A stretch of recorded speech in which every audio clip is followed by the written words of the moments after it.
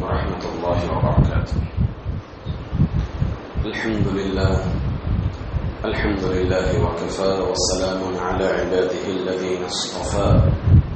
أما بعد، عن عائشة رضي الله عنها قالت: كان النبي صلى الله عليه وسلم يعتكف في العشر الأواخر من رمضان حتى توفاه الله ثم اعتكف أزواجه من بعده.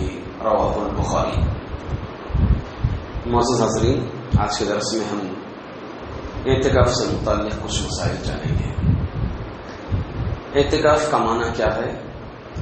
اعتکاف کا معنی ہے، ڈکشنری میں ہم دیکھیں گے تو جڑ جانا، ایک سوئی اختیار کرنا. اعتکاف یہ ایک مستحب عمل ہے، سنت ہے. اعتکاف کبھی بھی کر سکتے ہیں، اس کی کوئی قید نہیں ہے، زمانے کی کوئی قید نہیں ہے. کسی بھی مہینے میں، کسی بھی دن، کبھی بھی کر سکتے ہیں اعتکاف، مگر خصوصیت کے ساتھ ماہ رمضان میں اور ماہ رمضان میں آخری عشرے میں اعتکاف کرنا یہ سنن مؤکدہ ہے. سنن مؤکدہ میں سے ہے. ایک ہے عام سنت اور ایک ہے سنت مؤکدہ. دونوں میں فرق یہ ہے کہ سنت مؤکدہ اس سنت کو کہتے ہیں جس پہ اللہ کے رسول صلی اللہ علیہ وسلم نے ہمیشگی برتی ہو. کنٹینیو اللہ کے رسول صلی اللہ علیہ وسلم نے جس عمل کو کیا ہو اس کو سنت مؤکدہ کہتے ہیں. تو ماہ رمضان کے آخری عشرے میں مکمل ایک عشرہ اعتکاف کرنا یہ اللہ کے رسول صلی اللہ علیہ وسلم کی سنت مؤکدہ میں سے. جیسا کہ حدیث میں عائشہ رضی اللہ عنہ فرماتی ہیں کہ اللہ کے رسول صلی اللہ علیہ وسلم رمضان کے آخری عشرے میں اعتکاف کرتے تھے یہاں تک کہ آپ کی وفات ہو گئی. پھر اس کے بعد ازواج مطہرات اللہ کے رسول صلی اللہ علیہ وسلم کی بیویاں اعتکاف کرتی تھی ماہ رمضان کے آخری عشرے میں. اب اعتکاف کی مدت کیا ہے؟ مدت کسی بھی ایام میں اگر آپ کریں گے تو کوئی مدت متعین نہیں ہے. اس کی دلیل کیا ہے؟ ایک مرتبہ حضرت عمر رضی اللہ تعالیٰ عنہ اللہ کے رسول صلی اللہ علیہ وسلم سے پوچھا کہ اللہ کے رسول، میں نے زمانے جاہلیت میں نظر مانی ہے ایک رات اعتکاف کرنے کی مسجد حرام میں. اللہ کے رسول صلی اللہ علیہ وسلم، میں نے زمانے جاہلیت میں، یعنی جب میں کفر میں تھا، نظر مانی تھی میں کہ مسجد الحرام میں ایک رات اعتکاف کروں گا. تو اس سے معلوم ہوا کہ اس کی مدت کوئی طے نہیں ہے. علماء اکرام کچھ کہتے ہیں اسی دلیل کی روح سے کہ کم از کم ایک دن اعتکاف ہونی چاہیے. اگر ہم اعتکاف ماہ رمضان میں کریں گے آخری عشرے میں تو اللہ کے رسول صلی اللہ علیہ وسلم کی سنت یہ ہے، سنت مؤکدہ 10 دن کیا جائے. اگر کوئی آخری کے 5 دن، 2 دن، 3 دن کرتے ہیں تو جائز ہے، بلکہ ثواب ہے، مگر وہ ثواب حاصل نہیں ہوگا جو ثواب 10 دن اعتکاف کرنے سے حاصل ہوتا ہے. اب سوال یہ ہے کہ اعتکاف کہاں کیا جائے؟ کیا مسجد کے علاوہ دیگر جگہوں پر بھی کر سکتے ہیں؟ کیا گھروں میں اعتکاف کر سکتے ہیں، چاہے وہ عورت ہو یا مرد ہو؟ اللہ رب العزت اعتکاف کے لیے مساجد کو خاص کر دیے. قرآن کریم کی آیت ہے وَأَنْتُمْ عَاكِفُونَ فِي الْمَسَاجِدِ. عورت بھی اگر ہے، عورت بھی اعتکاف کر سکتی ہے. جس طرح مرد کو ثواب ملے گا ویسے عورت کو بھی ثواب ملے گا اعتکاف کا. مگر عورت ہو یا مرد ہو، دونوں کہاں کریں گے؟ مسجد ہی میں کریں گے. عورتوں کے لیے جماعت نہیں ہے تو عورتیں گھروں میں کر سکتی ہیں؟ نہیں کر سکتی. اللہ تعالیٰ نے مسجد کے ساتھ خاص کر دیا. یہاں پر اعتکاف اگر کرنا ہے تو صرف اور صرف مسجد ہی میں کر سکتے ہیں، مسجد کے علاوہ کسی اور جگہ میں نہیں کر سکتے. اعتکاف میں کیا کیا جائے؟ اعتکاف میں کثرت سے اللہ کا ذکر کیا جائے، قرآن کریم کی تلاوت کیا جائے، نوافل کا اہتمام کیا جائے، سنن مؤکدہ کا اہتمام کیا جائے، ہاں، اور دعائیں کی جائے۔ اعتکاف میں یہ عمل کرنا چاہیے، فضولیات میں رہنا، بیکار کی گپ شپ کرنا، ہاں، دیگر دنیاوی امور کے متعلق گفتگو کرنا اعتکاف میں رہ کر کے، یہ ایک معتکف کو، اعتکاف کرنے والے کو زیبا نہیں دیتا۔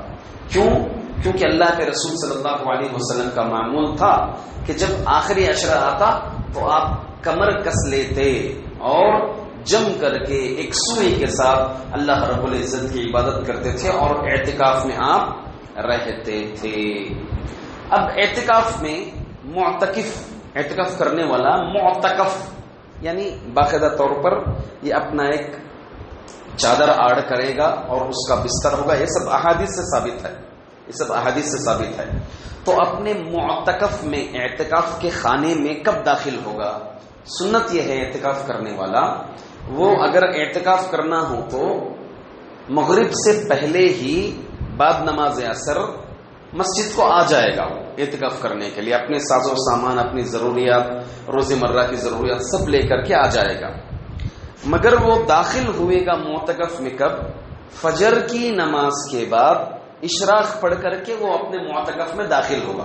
یہ سنت ہے۔ اللہ کے رسول صلی اللہ علیہ وسلم جب اعتکاف کرتے تھے، کانا رسول اللہ صلی اللہ علیہ وسلم اذا اراد ان يعتکف صلی الفجر ثم دخل معتکفہ۔ اللہ کے رسول صلی اللہ علیہ وسلم جب اعتکاف کرتے تھے تو نماز فجر پڑھتے، پھر اپنے اعتکاف خانے میں داخل ہوتے تھے۔ تو یہ سنت ہے، اس سنت کو ضرور بضرور خیال کریں۔ اعتکاف خانے میں داخل اس وقت تک نہ ہو جب تک کہ نماز فجر نہ ہو جائیں۔ وہ امور جو ہمارے اعتکاف کو توڑ دیتا ہے، جیسے مثال کے طور پر ہم نے وضو کیا، وضو ٹوٹ گیا، کیسے ٹوٹتا ہے؟ ہوا خارج ہونے سے، اونٹ کا گوشت کھانے سے وغیرہ وغیرہ وضو ٹوٹ جاتا ہے۔ ویسے ہی ہمارا اعتکاف بھی ٹوٹ جاتا ہے اگر ہم ان امور کو اپنائیں گے، یہ اعمال کو اگر اپنائیں گے تو اعتکاف ٹوٹ جائے گا۔ جیسے کبیرہ گناہ، یہ اکثر اعتکاف میں بیٹھنے والے اس میں سے کچھ کبیرہ گناہوں کو انجام دیتے ہیں، جیسے غیبت ایک کبیرہ گناہ ہے۔ اگر آپ اعتکاف کی حالت میں رہ کر کے مسجد کے اندر اعتکاف کرنے والے آپس میں گفتگو کرتے کرتے کسی کی غیبت کریں تو یہ کبیرہ گناہ ہو گیا۔ کبیرہ گناہ اعتکاف کو توڑ دیتا ہے۔ اسی طرح سے موسیقی سننا، میوزک سننا، گانے سننا، ہاں، دیگر جو ہے فحش کی باتیں کرنا، یہ سب کبیرہ گناہ ہیں۔ تو اعتکاف کرنے والا کبیرہ گناہوں سے خصوصیت کے ساتھ گریز کرے گا۔ اسی طرح سے ہم بستری، وہ گھر گیا، بیوی سے ہم بستری کی تو ہو گیا، یہاں پر اس کا کیا ہو گیا؟ اعتکاف ٹوٹ گیا۔ اسی طرح سے بغیر ضرورت کے مسجد سے باہر نکلنا، مسجد سے باہر بنا ضرورت کے نہیں نکل سکتے، جیسے کوئی مریض ہیں، بیمار ہیں، چاہے ہمارے قریبی رشتہ دار ہی کیوں نہ ہو، ہم ان کی عیادت نہیں کر سکتے اعتکاف کی حالت میں۔ اسی طرح کسی کی وفات ہو گئی تو وفات پر بھی ہم اعتکاف کی حالت میں نہیں جا سکتے۔ ہاں، اگر اشد ضرورت رہی، یہ دونوں چیزوں کے لیے تو نہیں جائیں گے، دیگر کوئی اشد ضرورت رہی جیسے مثال کے طور پر سحری کا انتظام آپ کو لانے کے لیے کوئی ہے ہی نہیں آپ کے گھر پر، ہاں، کوئی ہے ہی نہیں، سب خواتین ہیں آپ کے گھر پر، اب پردے کا مسئلہ ہے، اتنی دور سے مسجد میں لا کر کے آپ کو سحری اور افطاری نہیں دے سکتے، تو ایسی صورت میں اشد ضرورت کی بیس پر آپ مسجد سے باہر نکل سکتے ہیں۔ اشد ضرورت یعنی آپ کے نکلے بغیر وہ ضرورت پوری نہ ہوتی ہو۔ جیسے اس کی دلیل کیا ہے؟ اللہ کے رسول صلی اللہ علیہ وسلم کے پاس ازواج مطہرات ملنے کے لیے آتے تھے، ملاقات کے لیے آتے تھے۔ آپ اعتکاف میں ہوتے تو عائشہ رضی اللہ تعالیٰ عنہ آپ کو تیل بھی لگاتی تھی۔ اس طرح ایک مرتبہ حضرت صفیہ رضی اللہ تعالیٰ عنہ بھی آئی تھی، تو اللہ کے رسول صلی اللہ علیہ وسلم ان کو چھوڑنے کے لیے مسجد کے دروازے سے نکل کر کے ابھی ام سلمہ رضی اللہ تعالیٰ عنہ کے دروازے پر پہنچے۔ یہ اللہ کے رسول صلی اللہ علیہ وسلم کے ازواج مطہرات کے گھر پورے مسجد النبوی سے بازو تھے، سب کمرے پہلے، تو ام سلمہ رضی اللہ تعالیٰ عنہ کے کمرے پر پہنچے، غرفے پر پہنچے، اتنے میں دو انصاری صحابہ گزر رہے تھے، سلام کر کے جا رہے تھے اللہ کے رسول سے۔ تو اللہ کے رسول صلی اللہ علیہ وسلم نے کہا کہ بھائی یہ میری بیوی صفیہ ہے. کہا اللہ کے رسول آپ کے بارے میں کون شک کرے گا؟ کہا تم تو شک نہیں کرو گے، البتہ تمہارے جو خون میں جو شیطان دوڑ رہا ہے نا، یہ برے خیالات آپ کے دل میں ڈالے گا، برا گمان آپ کے دل میں ڈالے گا. بہرحال اس سے بات یہ معلوم ہوئی کہ وقت ضرورت اللہ کے رسول صلی اللہ علیہ وسلم کا چونکہ بیوی تھی، ان کو ڈراپ کرنے کے لیے، ان کو چھوڑنے کے لیے آپ ایک ضرورت کے تحت مسجد سے باہر نکلے تھے. اسی طرح سے عورتوں کے لیے خاص طور سے عورتیں ماہواری کی حالت میں اعتکاف نہیں کر سکتی. عورتوں کے لیے خصوصیت کیا ہے اعتکاف کے لیے؟ ماہواری کی حالت میں اعتکاف نہیں کرتی، حتیٰ کہ مسجد کے اندر بھی داخل نہیں ہو سکتی بلا ضرورت. تو خاص طور سے اعتکاف میں جب ان کو روزہ ہی نہیں ہے، نماز ہی نہیں ہے، تو اعتکاف تو ایک مستحب عمل ہے، تو مسجد کے اندر داخل ہونا یہ بالکل جو ہے قطعاً ان کے لیے جائز نہیں ہے. اسی طرح شوہر کی اجازت کے بغیر عورت اعتکاف نہیں کر سکتی. ضروریات ہوتی ہیں گھر پر، شوہر سے پوچھنا ہے، یہ مستحب عمل ہے. شوہر اگر اجازت دے تو عورت جو ہے، بیوی جو ہے اعتکاف کر سکتی ہے. یہ کچھ چیزیں تھیں جو اعتکاف سے متعلق تھیں. لہذا اللہ تعالیٰ سے دعا ہے اللہ تعالیٰ ہم تمام کو اعتکاف کرنے کی توفیق عطا فرمائے، اللہ کے رسول صلی اللہ علیہ وسلم کی سنت کو اپنانے کی اللہ تعالیٰ توفیق عطا فرمائے. اور الحمدللہ اس مسجد میں جو ہے جو لوگ اعتکاف کرنا چاہتے ہیں ان کے لیے انتظام ہے. جس کسی کو بھی اعتکاف کرنا ہے وہ ہمارے مسجد کے مؤذن صاحب کی طرف آپ رجوع کر سکتے ہیں. اللہ تعالی ہمارے روزے، ہمارے اعمال، ہماری دعائیں، ہمارے رکوع سجود قبول فرمائے. آمین. سبحانک اللہم و بحمدک، اشہد ان لا الہ الا انت، استغفرک و اتوب الیک.